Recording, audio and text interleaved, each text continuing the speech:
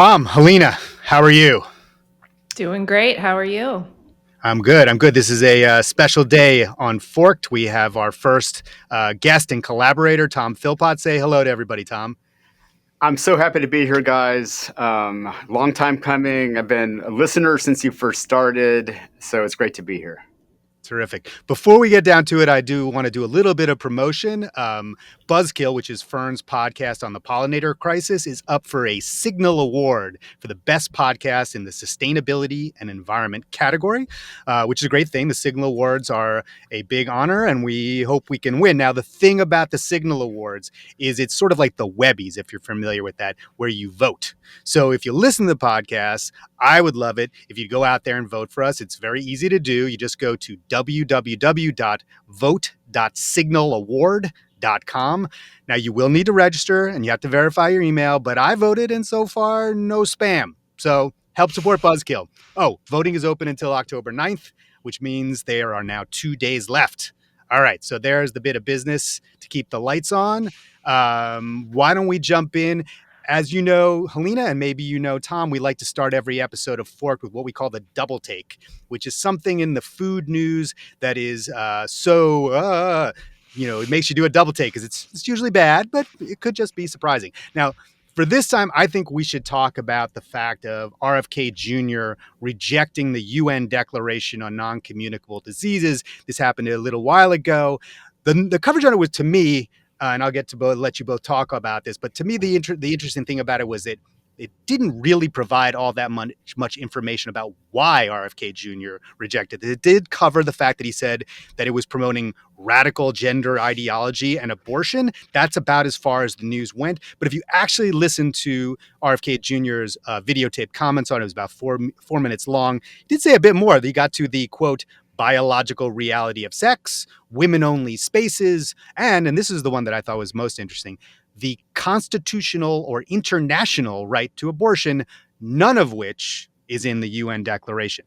But I do have a couple of theories about what maybe RFK Jr. was objecting to. There's certain words that I found within the document itself that I think are interesting. There is, of course, equity, evidence-based. He may not have liked that. The word pandemic comes up, COVID-19, disproportionately impacted. I assume that's code word for DEI, and they didn't like that. Universal health care coverage, that's in there. The World Health Organization, they do not like that. United Nations, that comes up. Vaccination, and then the last one that I thought was interesting, the phrase public funding appearing in the same sentence as, quote, research and development. These are not MAHA things. So, Helena and or Tom, tell me what's going on here. Why did they reject this? What does it mean? Well, I think maybe we should start by zooming out just a little bit into like why it's notable that the UN is putting more focus on non-communicable diseases. So for the uninitiated, non-communicable is kind of like all the things we worried about that are not infectious, right? So cardiovascular disease, obesity, diabetes, cancer. And for a long, long time, the international community has not put as much focus on these, even though the UN estimates like 43 million people die every year from non-communicable diseases. 18 million of those deaths are considered premature. So this is a huge global impact and hasn't gotten a lot of focus and attention. And that sounds good to me. That sounds like a good thing, right? Of course, Kennedy often talks about how he feels it's wrong that the US doesn't focus enough on chronic disease in kind of a similar vein. So watching the UN say, we're really trying to marshal the international community to focus on tackling non-communicable diseases, to then have Kennedy come and say the US rejects this and give all these reasons, was sort of just a shocking moment for people. But I think if you take the Trump administration's like overall view of multilateral action and the UN generally, and we're leaving the World Health Organization, it makes a lot more sense when you look at the bigger picture and sort of the just adversarial tone to this stuff. And yeah, the HHS would not explain further what they actually had issue with in this. Yeah, and I think it really just gets to the core contradiction of MAHA, where it talks this huge game about shifting all these resources to these kinds of chronic diseases that are very, very often diet related. And this is something that Kennedy has just been hammering home for years now. He hammered home during his presidential campaign. He hammered it home while he was a surrogate for Trump, at his confirmation. I mean, it's just consistently talking this game up. But when it comes time to putting policy behind it, it always ends up getting the short shrift. And, what he really sort of marshals any kind of force behind policy has been the vaccine stuff. So he's just sort of, and I think it's kind of amazing because the really popular part of his message when he was running and when he was pushing MAHA for Trump during the campaign was the food related stuff. I think it's a lot more mainstream than anti-vaxxerism. Now he's helped grow anti-vaxxerism, but it was, a pretty fringe part of the thing. But there's this sort of dawning realization that the food that we eat is a problem, and he's consistently not taken action when he could. And this is just the latest glaring example of that. Well, and one of the reasons they actually did that Kennedy did give during I think it was during the speech he gave at the UN meeting, he mentioned that taxes were an issue, like that we had some issue with that in the declaration, but in the political declaration itself, it had been so watered down by industry lobbying, it no longer recommended like taxes on sugary drinks or other quote unquote unhealthy products. It, I think, just stuck to alcohol and tobacco taxes, which I think most countries are already taxing. And so, to your point, Tom, of just talking this big game, I mean, I personally have heard Secretary Kennedy say that sugar is poisoning us in no uncertain terms. He says that literally, and he's said that many times. And so then to take issue with a document that doesn't even go as far as taxing sugary drinks, which in theory should be very in line with MAHA, is just sort of puzzling. I don't think it's that puzzling. I mean, I think it is in keeping with what we've seen. So you and I, Helena, we talk about this a lot, whether the MAHA movement is anti-regulatory or why they're doing certain things in certain ways. But what you really see, the really consistent theme, is a desire to tear down institutions, right? So if your goal is to tear down the WHO and potentially to tear down the UN itself, you're not going to go along with this relatively benign, pretty watered down declaration on the very things that you want, because your goal is not necessarily those health and food priorities that you talk about. They are, in fact, to tear down the institutions, right? That would seem to be a simpler explanation than, they don't know how to enact policy. I think the folks within the movement would take issue with tearing down. They want these institutions remade in their image, they want them to be remade to be MAHA, right? Maybe not the UN, but like FDA, USDA. It's interesting. Like we don't really see calls to abolish USDA or abolish FDA. Like on the food stuff, you do, people are fine signing away the Department of Education. Conservatives are fine with getting rid of Department of Education or, even USAID. It is interesting that I think there is a little bit more broad recognition across political lines that, inspecting meat is a good thing. I don't know. I think we still have some semblance of agreement on that. Yeah. To Ted's larger point, I think there's a tension between sort of earnest MAHA. We want a USDA that promotes healthier food. We want an FDA that sort of keeps out chemicals from the food system, and the broader project of Trumpism. And I think there's no question that there is this, that going back to Steve Bannon and the first campaign, but also just lots of people in the administration now, where they do seem, when you step back from it, what are they trying to do here? They are shredding institutions. And you see it even in the USDA and FDA. Maybe they're not saying abolish them, but within the Trump administration, there's this big push to, gut their funding, fire a bunch of employees. And I think that, the takeaway that I get from that is that, there was this idea out there that maybe Kennedy would hold the line and push the sort of earnest MAHA idea. And he's got no intention of it. He's overseen the sort of gutting of research at FDA. He's overseen, just all these cuts within USDA. And any chance that he's had to increase regulation of the food supply to, you could have used his bully pulpit, for example, in the big, beautiful bill, just pumping all these subsidies, these increased subsidies into the industrial ag system, not a peep out of him. I think I think you guys are both right. But that, sort of the real earnest people within the MAHA movement want to sort of improve and reshape those agencies. But what we're seeing is the broader Trump project trying to, put the jackboot down on them. Yeah. So I think that should be the last word on that. We have made many takes on the double take as regards this one UN declaration, and that leads us to our second part of this forked episode, which is going to be a departure from what we normally do. Normally, our second section is called Forks and Knives, and we just sort of talk through the biggest thing that's happening structurally in food politics. But this episode, we're going to turn the reins of Forked over to Tom and let him do his unconfined things, and he's going to lead us through. So, Tom, tell me, what are we going to talk about?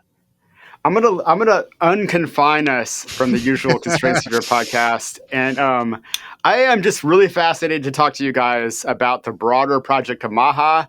And I've got to say, I'm a major reader of Helena. I don't miss a newsletter. I'm also a big Fern reader and occasional contributor to Fern. So I'm just really excited to have both of you guys on. And so Helena, early on, in your coverage, you covered the Kennedy confirmation hearings back in January, and you wrote a post that really resonated with me because I had sort of dipped into the hearings, saw some of them, and was kind of stunned by what I was hearing. And what you observed was that just the way that basically every senator who got a chance to talk, Republican, Democrat, right-wing, centrist, liberal, basically said the same thing, which was, I completely agree with your take on food. I think our food system is making us sick and unhealthy. I have a reservation about your either, just a mild reservation or a serious reservation about your take on vaccines. And that was universal. And for folks like us who've been covering this stuff for years, our jaws were dropping. Yes. What you say is, it's hard to overstate how big of a change this is. Even a year ago, it would have been unthinkable to have a hearing like this with a fierce critic of the food industry and not hear lawmakers bring up pro-industry talking points.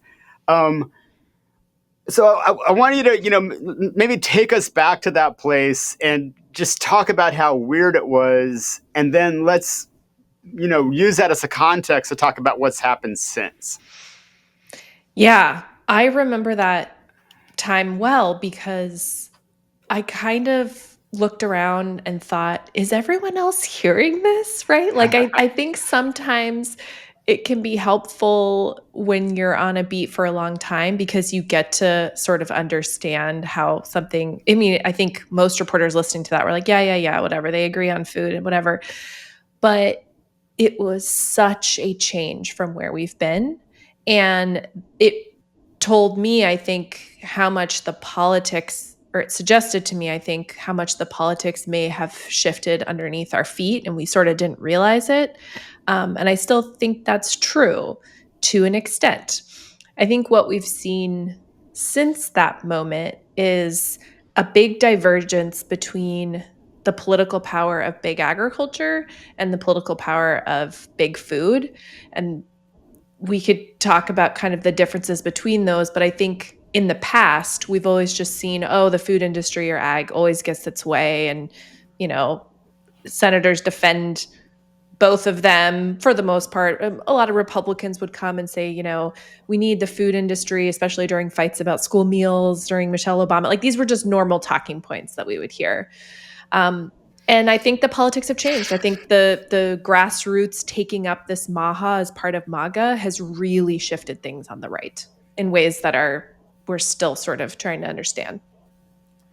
So Yeah, big change. so it's amazing to see that sea change. I mean, I think we could, you would expect a fierce critic coming into any part of the Senate. You would hear people saying we have the cheapest food system in the world. Mm-hmm. We've got the safest food system in the world. What are I you could talking literally write about? it. I could write the speech. Yeah. Mm-hmm. Yeah. They would all like make sure they said so that their lobbyists, the lobbyists that talked to them on the stuff would hear it. And they didn't do that, not one bit, not one of them. And what does that tell us about where we are? Because, I mean, I think we didn't have a farm bill this year. It was a couple years overdue. We got instead was a big, beautiful bill. And talk a little bit about what the big, beautiful bill did in the context of, all of a sudden everyone in the Senate is a critic of the food system. What did the big, beautiful bill do in sharp contrast to that with very little debate? Yeah, I mean, I think what we're seeing is generally Washington is not shifting in any way ag policy. Like we've increased subsidies, we've increased supports. We're probably going to do that. There's probably going to be more aid coming down the pike because commodity prices are so low compared to high input costs. And so we're seeing the rhetoric change a lot, that there's not a lot of lawmakers standing up for and saying, like maybe defending some of the practices or willing to go toe-to-toe with the MAHA advocates. But the actual policy, where the money's going, USDA's policy is not changing in any meaningful way. Like there is not, I went back and I actually watched this morning when we were talking about doing this, I went back and I watched Robert F. Kennedy Jr.'s video that he filmed in front of USDA it was about a year ago now. So everyone should go back and watch this. He literally says that our current ag policy is destroying America's health on every level. He says the health of farmers are in jeopardy, get big or get out. He says we're destroying the health of soil and water. He cites monocrops, chemicals, herbicides, feedlots. I mean, he goes down the laundry list. Chemicals polluting our bodies.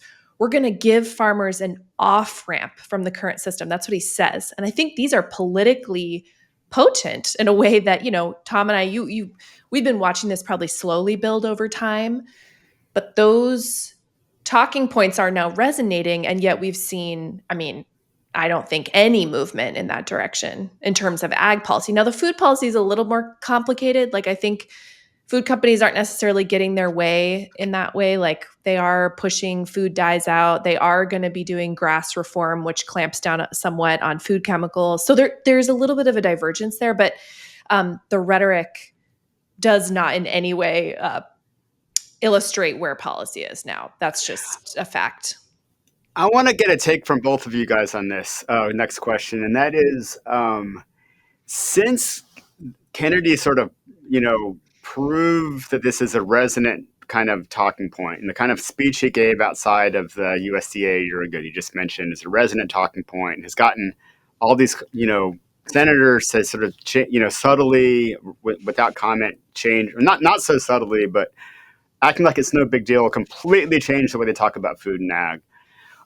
Do you think the Democrats who have traditionally in the past 20 or so years really kind of played along with this sort of big ag, big food line? I mean, there are exceptions like Cory Booker, but in general, I think it's fair to say Democratic ag policy has been embodied in the person of Tom Vilsack, former Iowa governor, very, very sort of status quo, pro-ethanol, don't take on the meat industry. Do you think there's an opening for Democrats in sort of, generally speaking nationally, but also in the sort of red upper Midwest states, to take some of that MAHA magic and actually apply it to food and ag in a way that someone like Cory Booker has been doing, but to make it more broad and more part of the national conversation? I think if the goal of that would be to change their political fortunes in those red areas, I think there is no opportunity for that. And I think one of the ways I look at it, we just recently at Fern, we published a story by Stephen Robert Miller in The Guardian about how red state solar and wind projects are being taken down by red state government, through a mixture of sort of misinformation and disinformation about what those projects are about. And most of those projects, many of those projects were brought to those places in those states by the Biden administration with this sort of explicit idea that if we put these kinds of projects, green projects that are benevolent and benefit everyone in those places, that we will be rewarded by red state voters because they've seen what we can do for them. And not only did they not, put Biden back in the White House, but these projects now themselves are targeted the Trump administration, and the people in those red states are not pushing back against them. I don't know that a Cory Booker-like true message, a good message, I don't think it's going to change things in those places. The Democrats are not at this particular moment in a position to turn that around. We are in the unfortunate position of ground game, getting your side of the aisle more fired up than the others, and the only way you're doing that, and the only way the Democrats seem to have any chance of doing it, is by seeing the Republicans fail. So when you look at those Republicans who changed their minds about food policy, I think that's pure political calculation on their part. They're saying, well, this is where the consensus is for now. I have to say those things. I will, unlike Democrats, not be punished by failing to do it. And that's what I believe is happening. I mean, I think it's true that like tailoring national ag policy to try to like win over Republican voters has not been a successful exercise. Like I think that's true. But I think it might kind of be the wrong question. I think the question is, could Democrats peel off some of the MAHA voters? And I think these are swing voters, maybe lower information voters, independents, suburban moms and dads. Like I think it's kind of a different chunk of voters than like the farmer vote or the rural vote. So which are not the same, by the way, but I think that's what we often think about. Like, oh, okay, well, in rural counties, really strong report. There's really strong support for Republicans. I think the MAHA stuff is actually a suburban issue. I think this is a set of like suburban kind of kitchen table issues. You have a lot of parents who are just like, I don't like the crap my kids are being fed at school or marketed to, or, these are starting to resonate in a political way. And I think if Democrats wanted to experiment with some of those messages, because we haven't seen it really nationally at all from Democrats, even when Michelle Obama was doing the school meal stuff, we never saw food as like an election issue. Like, I mean, it wasn't something you'd get asked about in a like town hall or a presidential debate. I think that's probably about to change. But I think that's the question, is the swing voter, the kind of the suburban independent, like the mom that maybe like leans right or is, maybe doesn't love Trump, but likes the MAHA stuff. I think that's the gettable voter. And you see a lot of the MAHA folks talking about the midterms. They know that they have to hang on to these MAHA voters. I think you're dead right. And they're, I think, worried that, some of this coverage about the lack of alignment could put some of that in jeopardy. I don't know. We'll see. No, I think that's a very good point, because I mean, you see some of the research on the MAHA movement itself, and the connection to farming is very nebulous, right? The closer someone is connected to a farm, the less likely they are to support MAHA. But they support MAGA. Yeah. But they do. But they're still Republican. It's still a partisan ideological divide. But I do think that one of the things that we're seeing overall is that the political understanding of where MAHA lives within the national scene, it is not resolved, right? Mm-hmm. We don't know yet what these things are all going to add up to. And those suburban folks that you're talking about, that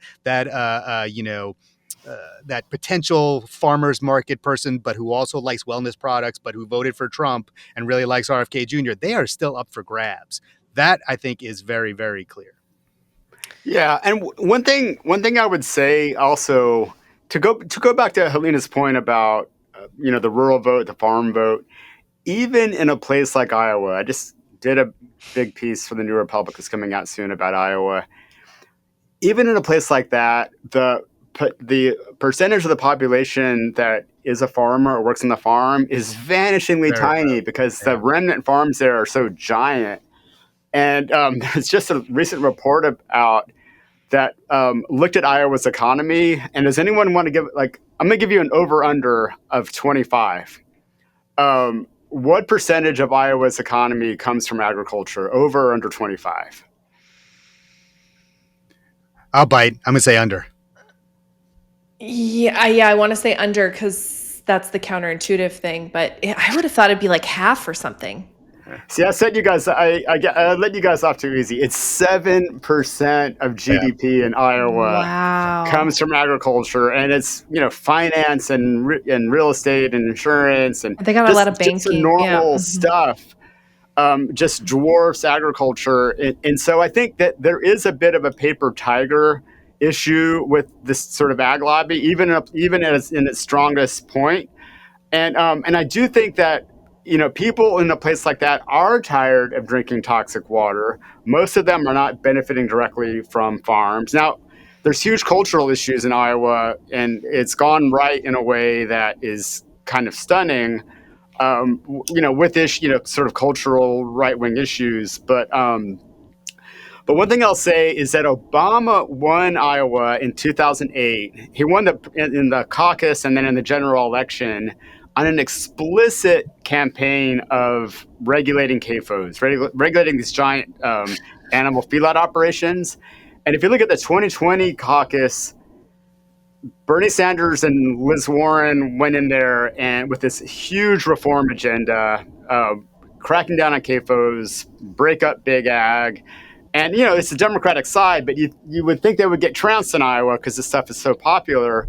But the two of them got combined about 45% of the delegates compared to about 13% for Biden. So I think there is traction to be had on these issues. And I think that that Kennedy kind of provided a proof of concept. And I think you're right, Helena, that it is mostly a suburban phenomenon of kind of well-off parents who want to make sure their kids are getting healthy food. But I do think the Democrats, I think the right Democrat, the right message maybe could go from the food in front of us, the food at the grocery store, the food in the school lunch to the farm. I think you could make those connections. Yeah. I'm starting to see the seeds of that Yeah.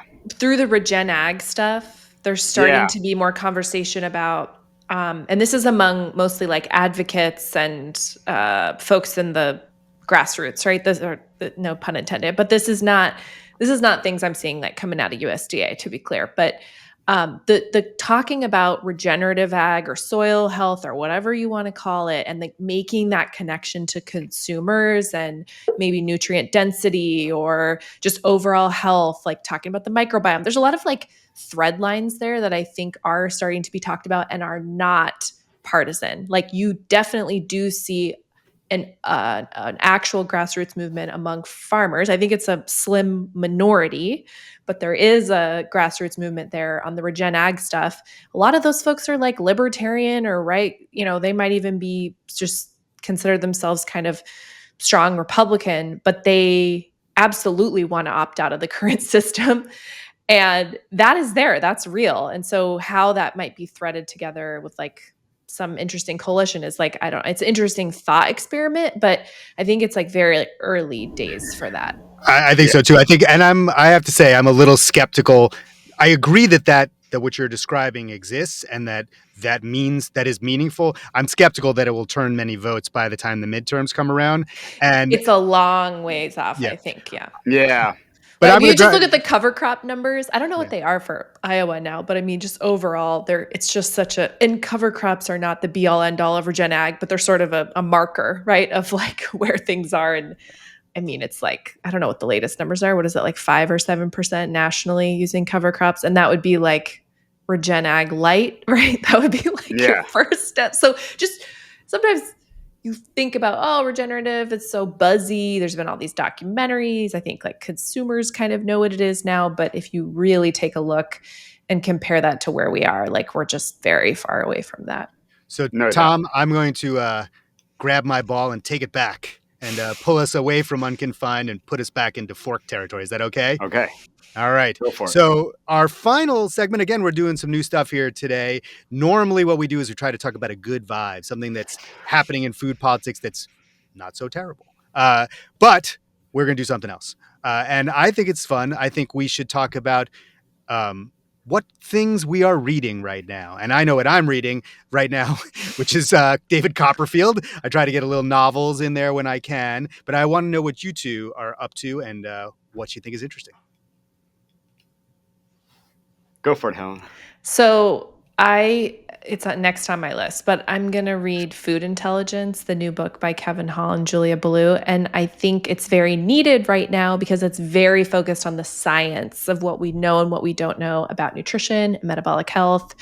And I think it's kind of the perfect time for this book to come out because there is so much noise about all of this. And these are really important issues, but it's also important that we try to stick to as much as possible the science of what we know, what we don't, and the kind of incredible gaps in our understanding still. So very excited about that book. Quick plug for them. I think it just came out last week or recently. But I should be reading something fun too. I need to get a novel back on my list. Yeah. And Kevin Hall is the guy who's done this incredible research on ultra-processed foods. Yep. And one might have thought that he would have been a popular guy in the Kennedy HHS. Do you want to say a few words about what happened to him? Yeah, he left NIH citing censorship. He didn't feel that he was able to talk about his research if it broke from the administration line. And so he left NIH. And yeah, he's basically done the only highly controlled clinical research we have on ultra-processed foods in the US. That's how limited our knowledge base is. So that was a big deal when it happened. And the book, I think, is going to force a lot more conversation about ultra-processed foods and what we do and don't know about their effect on our health. And one of the things about that research is that it's very expensive and it's expensive. Only happen with government funding, and that's not going to happen anymore. I have yet to see an increase. Yes, yeah, you should go read about his research, Kevin Hall. And Julia Ballou is also a fantastic science journalist. I think the lack of nutrition research at NIH is one of the big untold stories. I did a lot of reporting on that when I was at Politico, but just really a shameful lack of investment considering the disproportionate impact that diet plays in our chronic diseases. So I await more investment. We have not seen it yet. So. All right, so that's no David Copperfield. What about you? What are you reading? I've been reading and grappling with a book called We Are Eating the Earth by an author named Michael Grunwald. And Unconfined listeners might remember that I had Michael on the show a few months ago to talk about the book. And I read it for that interview, and I dove back into it for a long review in the Boston Review. And basically, what he does in the book is that he makes a case that because of climate change, because of population growth, the U.S. model for growing food in big industrial farms and for growing meat on these giant livestock facilities where we confine, 10,000 pigs or, 5,000 pigs and, huge amounts of chickens and cows into these facilities and concentrate their waste. We may not like it. We may think it's not very appetizing, but it is the only way forward. It is, and that is because this way of growing food and growing, lots of corn and soybeans on monocrops and like the giant lettuce fields of California, growing stuff that way. The reason why we have to keep doing it is because yields are higher, and yield is everything. And if we don't continually increasing yield, we're going to all starve to death. That's the basic premise of the book. And he acknowledges that there are sort of excesses of industrial agriculture, or certain bad effects of it. And he hyper focuses on tech fixes for those. And, where I came after grappling with the book is that if you look at the research on the relationship between yield increases and saving land from taking land out of production for farming, what he says is that we have to take land out of production for farming and not put any more into production, at the very least, because when land is rewilded, it can actually sequester carbon and help with climate change. And that's the whole premise of his book. And when you look at the actual research on the relationship between yield increases and land savings, it doesn't work that way. Increasing yields does not translate to less land under cultivation.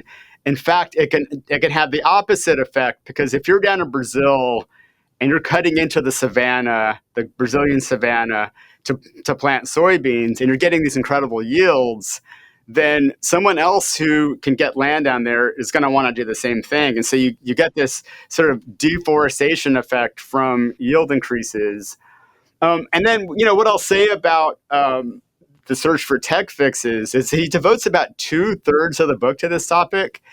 And basically, he goes through each and every one with great optimism going in, and it's got all this promise, it's going to save all this land, and then he's inevitably disappointed. And the mother of all disappointments for him is the effort to create lab-based meat. To sort of like he has this vision it's of called cell we can rewild all this land of corn and soybeans. Then we can put it back into prairie. Because we're gonna grow meat in these big vats. And after doing all the reporting, while he was reporting it, the financing for these companies burst. Yeah, and he is left with acknowledging something that a Fern reporter named Joe Fossler, who's written for Fern multiple times, has just basically documented that the technology just is not there, and maybe it will be in some decades. But it's not any kind of solution. No, not for a low cost mass food products. It's not going to happen. Have you guys had it? I've had it. I have not had it. Yeah. So I had it at Jose Andres's. He had a little reporters dinner. There's a couple of us, and then they launched a tasting that was supposed to happen at China Chilcana, one of his restaurants, every week or something. And you're supposed to be able to sign up. There was all this press around it. And they just stopped doing it, I don't know, not very long into it. And they couldn't get the product. I mean, that's how much it doesn't work. They couldn't do a single tasting every week. I assume without losing a lot of money. And so, my goodness, I mean, the texture was very close. The texture was close. The flavor was, it was pretty much there. But the technology just doesn't work right now. Yeah. So I think we should leave it there. That I think, and I want us to, if we're going to focus on one takeaway from our little book reports that we're doing, is that mother of disappointment is a kind of where we land on a lot of these things. But also pro research, right? Absolutely. Fun research is good. Research, fun and research. Maybe some of this maybe the cell cultivated thing could benefit. I don't know the whole mechanisms of it, but maybe it could benefit from some time in academia where they kind of plug away on these super boring technical challenges. I don't know, but maybe that's what it needs, right? Is some more tinkering. But the tech solutions are just not there. I think that's fair to say. So Helena, Ted, you have to say up or down David Copperfield. Is it something we should all be diving into? We should all be reading David Copperfield. It is sad and funny and beautifully written, and the whole thing is in there. Whatever you think, whatever your thing is, it's in there. I love Dickens. Okay. So we should all be reading Dickens. Love it. Love it. So, Helena, I want to do what we always do when we end one of these episodes. I want to hear about your newsletter, which is pretty fantastic, I hear. If you like food policy, you should be reading it every Friday. Go sign up, foodfix.co. You can get your email on the list. So much going on right now. So much going on. So I think, and I like to say it's a food policy newsletter that's also fun to read. Like it's meaty, it's wonky, but it's also fun to read. Tom, I can testify that is true. So can I, and I'm a subscriber. Tom, thank you very much for coming on and being our first guinea pig in the collaboration world. We were really, really happy to have you here. Yeah, and we're glad to be on your feed too. That too. It's really great. So thanks. Very happy to introduce my feed to you guys. All right, now our feeds know each other. And That's true. With that as the last word, thank you very much. Thanks, guys. Thanks for having me.